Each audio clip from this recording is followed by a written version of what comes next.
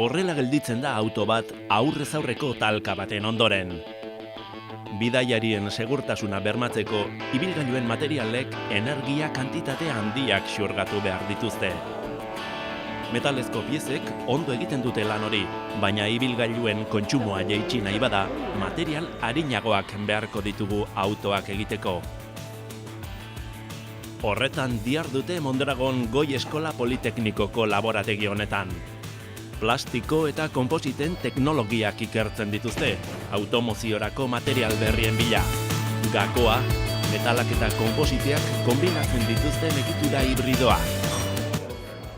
Hemen dagoz berez hiru ikerketa proiektu Eusko Jaurlaritzak finantziatuta, eta guk hemen egiten gabiltzena da konpositea bera hibridatzen dugu beste material desberdin batzuekin ezaugarri bereziak izango dituen material edo egitura berri bat sortzeko. Konpositeak gutxienez bi materialez osatutako material berriak dira. Ohikoenak karbono eta beira zuntzean oinarrituta daude. Konpositeak arinak dira. Beraz, pieza baten metal proportzioa jaitsi eta konpositearekin ordezkatzen bada, piezaren pisua murriztuko da. Helburua orain jatorrizko metalaren propietate berdinak izatea da. Berez guk egiten dugun ikerketa oinarrizkoa da, baina berez helburua izango litzake fabrikatzea batez ere automoziorako izango diren pieza berriak, arinak eta erresistentzia eta talka portaera on bat izango dutenak, batez be, auto baten talka baten kasuan pertsonak babesteko. Xafla borobil hauek FML izena dute. Metalezko eta konpositezko laminatuak dira. Sandwich batean bezala, materialak geruzaz geruza itxasten dira. Metalen eta konpositeen arteko kombinazio ezberdinak probatu eta karakterizatu egiten dituzte. Karakterizazioa izango litzateke material berri hauen propietateak lortzea eta propietate horien arabera jakingo dugu erabilgarriak izango diren aplikazio batzuetan edo beste aplikazio batzuetan.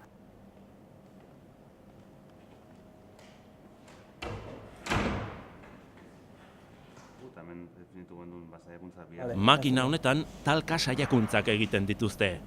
Altuera eta pisu jakin batzuk hautatuta, punta borobildu hau erortzen uzten du aztertu nahi den xaflaren gainean. Puntak kaptadore bat dauka, indarra denboraren arabera neurtzen duena.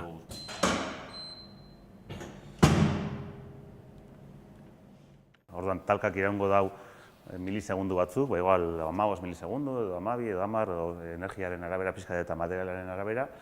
Eta gero indarra eta denbora kurba horretatik, hemendik ikusi ahalko dugu ze forma daukan, zenbaterainoko indarra jasaten daben materialak, zenbaterainoko energia xurgatzen daben apurtzerakoan, eta hor parametro asko atera aldira, gero informazio asko lortu alda talka saiakuntza horretatik. Jarriko dugu azpiko soporte horretan, erdikaldean.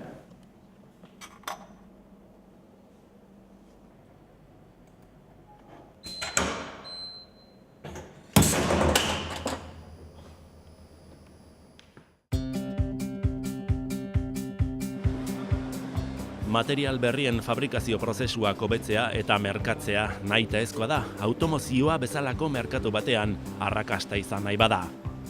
Izan ere, konpositeek metalen aldean duten desabantaila nagusia prezioa da. Material garestiak eta prozesu luzeak. Materiala karakterizatzeaz gain, karakterizatzen duguna da baita xafla bat hartu, prentsan sartu eta ikusi norainoko formabilitatea daukan, ikusi zeintzuk diren limiteak, apurketak non gertatzen diren. Prentsa honetan, altzairua eta karbono zuntzezko konpositea itxatxi dituzte, erretxina eta beroa aplikatuta.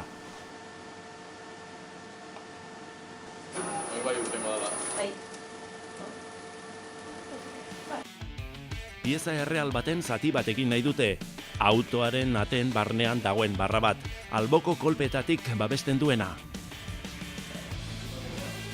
Materialen hautaketa ez da ausazkoa. Lehenik eta behin, ordenagailu bidezko simulazioak egiten dituzte. Hibrido berriak jatorrizko pieza metalikoaren propietate berdinak ote dituen jakiteko. Kasu honetan, deformazio saiakuntza bat simulatzen ari dira. Proba erreala beste makina honetan egiten dute. Gaur hemen sartuko duguna izango da lehen metalezko pieza hau eta gainean konpositezko beste pieza bat daukana. Espero duguna da metalezko jatorrizko piezak zeukan antzeko ezaugarriak izatea erresistentzia aldetik, zoruntasun aldetik eta disipatutako energia aldetik.